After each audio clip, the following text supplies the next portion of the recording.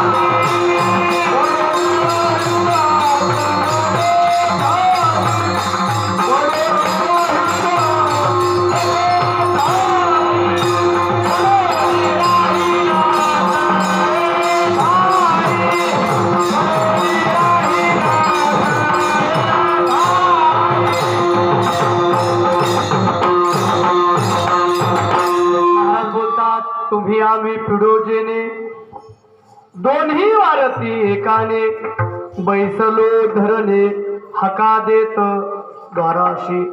जीवाच्या पाठीमागे जी आहे ती पीडा कशाची आहे. जीवाच्या पाठीमागे सर्वात मोठी पीडा ती जन्म आणि मृत्यूची पीडा. आणि संतांचा राजमार्ग एवढा सुंदर आहे ना. त्या संतांना देवाचं अखंड भजन केलं. तुकोबराय लिहितात मुनिमुक्त झाले भेने गर्भवासा. किंवा महाराज बोलतात अनुसरे तो अमर झाला अंतरला संसारा न देखती गर्भवास कधी दास विष्णूचे. अशा पद्धतीने अखंड परमात्म्याचं चिंतन ज्यांच्या हृदयामध्ये असतं ना त्यांचं जीवन पवित्र असतं. एवढंच नाही तर त्यांना जीवनामध्ये सुख आणि दुःख हे भोगायलाच मिळत नसतं. का त्यांच्या मुखामध्ये अखंड प्रभूचं चिंतन आहे. सुख दुःख समान सकळ जीवांचा कृपाळ ज्ञानाचा उद्बोध भक्ती प्रेमाचा कल्लोळ. धन्य जगी तोची एक हरिरंगिनाचे राम कृष्ण वासुदेव सदा स्मरे वाचे. त्यांच्या जीवनामध्ये सुख दुःख जन्म आणि मृत्यू या कुठल्या प्रकारची पीडा त्यांच्या जीवनामध्ये नसते. आणि ती पीडा तुमच्या माझ्या जीवनामध्ये जर समाप्त करायची असेल ना तर ती पीडा फक्त आणि फक्त संत कृपेद्वारा समाप्त पूर्ण होऊ शकते. एक उदाहरण आहे सद्गुरु जोग महाराजांच्या जीवनातलं. त्या काळामध्ये जोग महाराज एवढे मोठे पैलवान आहेत. मी सांगतोय हका देत दाराशी. जोग महाराज एवढे मोठे पट्टीचे पैलवान आहेत. पुण्यासारख्या शहरामध्ये सद्गुरु जोग महाराजांची कुस्ती झाली. पुण्यासारख्या शहरामध्ये 2 रेड्यांची टक्कर लागली. काही केल्याने ती टक्कर सुटायला तयार नाही. कुणीतरी सांगितलं सद्गुरु जोग महाराज एवढे बलशाली पैलवान आहेत. जोग महाराजांना पाचारण केलं आणि बघता जोग महाराज तर भले मोठी टक्कर आहे त्या दोन्हीही रेड्यांची. जोग महाराजांनी काहीच केलं नाही. महाराज एवढ्या मोठ्या शक्तीचा वापर जोग महाराजांनी केला. 2 रेड्या जोग महाराजांनी बघितले. जोग महाराज समोर जवळ गेले आणि 2 रेड्यांचे दोन्हीकडे 2 कान 2 हातात पकडले. जोग महाराजांनी दोन्हीही रेडे दूर केले. महाराज एवढी मोठी शक्ती आहे. वाऱ्यासारखी बातमी सद्गुरू गंगागिरी महाराजांच्या कानावरती गेले. असा पैलवान आहे पुण्यामध्ये, असा पैलवान आहे पुण्यामध्ये. सद्गुरू गंगागिरी महाराज हे फार तपस्वी संत होते. गंगागिरी महाराजांनी सांगितलं कोण आहे त्याला एकदा माझ्याकडे आणा. गंगागिरी महाराजांच्याकडे आणलं. महाराजांची महती जोग महाराजांना सांगितली. जोग महाराजांनी गंगागिरी महाराजांच्या पायावरती डोकं टेकवलं. गंगागिरी महाराजांनी एक वाक्य जोग महाराजांना सांगितलं कोण आहे. जोग महाराजांनी सांगितलं मी पहिलवान आहे. जोड नाही मला आता इथं. इतका सुंदर आजच्या तरी काळातला मी पहिलवान आहे.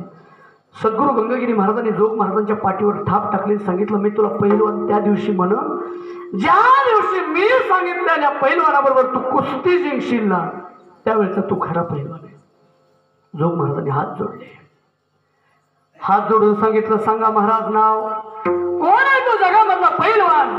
सद्गुरू गंगागिरी महाराजांनी शब्द मुखातून काढले आणि सांगितलं जगाच्या पाठीमागे लागलेला जो पैलवान आहे त्या पैलवानाचं नाव आहे काळ. त्याच्याबरोबर जेव्हा कुस्ती करशील तेव्हा तू खरा पैलवान. सद्गुरू जोग महाराजांनी गंगागिरी महाराजांच्या पायावर पुन्हा नतमस्तक झाले.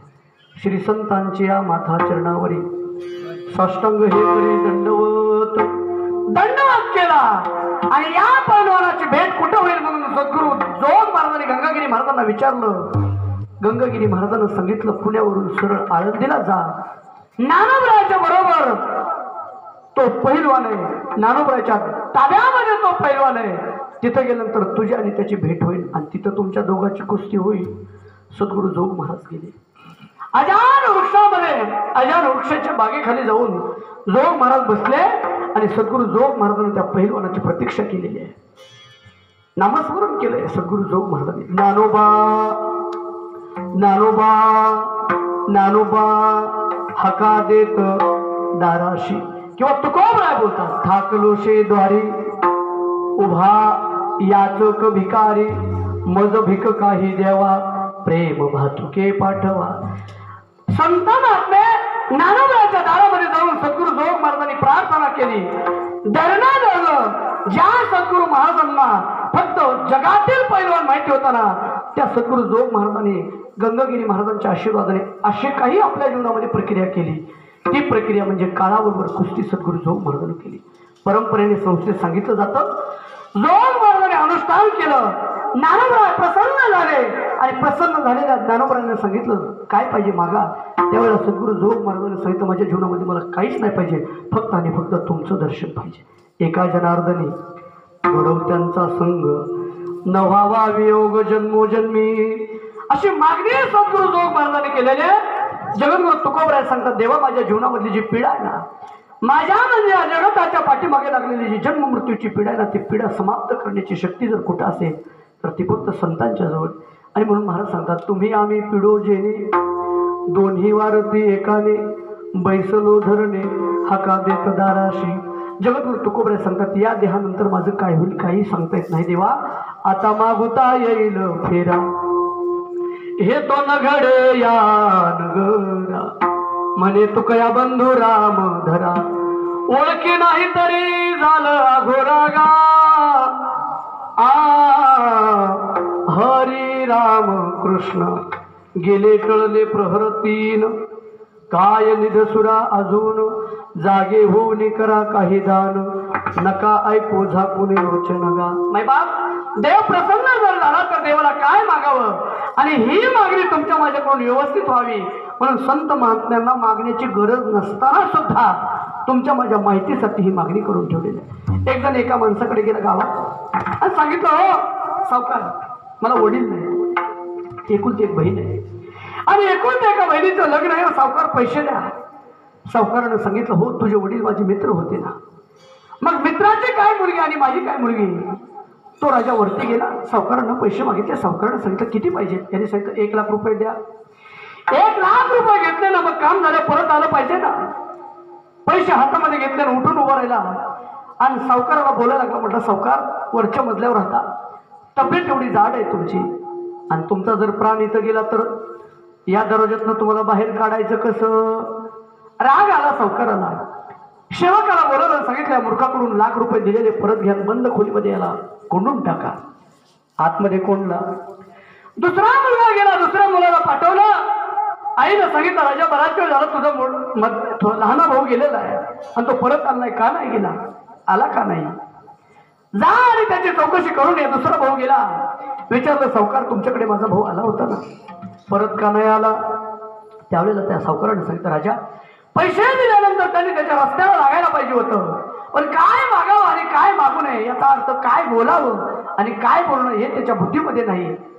त्यांनी अभद्र बोलला आणि विचारलं, सावकार या वरच्या मार्गामध्ये जर तुमचा प्राण गेला तर तुमची तब्येत एवढी जाड आहे, दरवाजामध्ये तुमचं शरीर बसणार नाही, बाहेर कसं काढायचं? आणि ते मला त्याचं काय चुकलं? मग सावकार तुम्ही जर तसे त्याच्यात नाही दरवाजामध्ये बसलात तर सोपं आहे म्हटला, तुकडे तुकडे करायचे आणि बाहेर काढायचं. मिळतील का पैसे? काय मागावं काय मागू नये बुद्धी तुम्हाला नसते महाराज. त्यालाही बंद खोलीमध्ये टाकलं. शेवटी तिसरा भाऊ सर्वात मोठा भाऊ आला आणि सावकारांना हात जोडले. सांगितलं, सावकार दोन भाऊ तुमच्याकडे आलेले परत काय येत नाहीत. त्यावेळेला त्यांनी सांगितलं, घडलेला प्रकार असा प्रकार झाला, बंद खोलीमध्ये त्यांना बंद केलेला आहे. सावकार तुम्हाला राग आला त्यांच्या बोलण्याचा. दोघंही बोलले, योग्य बोलले ना. त्यांचं काय चुकलं?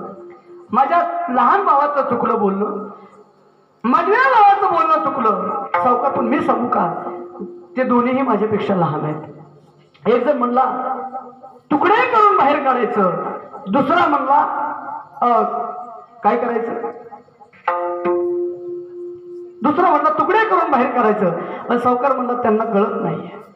राग आला तुम्हाला तब्येत जाड आहे म्हटलेला, राग आला तुम्हाला तुकडे करायचं म्हटलेला. पण सावकार तुम्हाला तुकडे करणंही जर वाईट वाटलेलं असेल ना, तर मला असं वाटतं ज्यावेळेला तुम्ही मरताना त्यावेळेला बंगल्यावरच रॉकेल टाकून पेटवून द्यायचं. काय मागाय गेलता?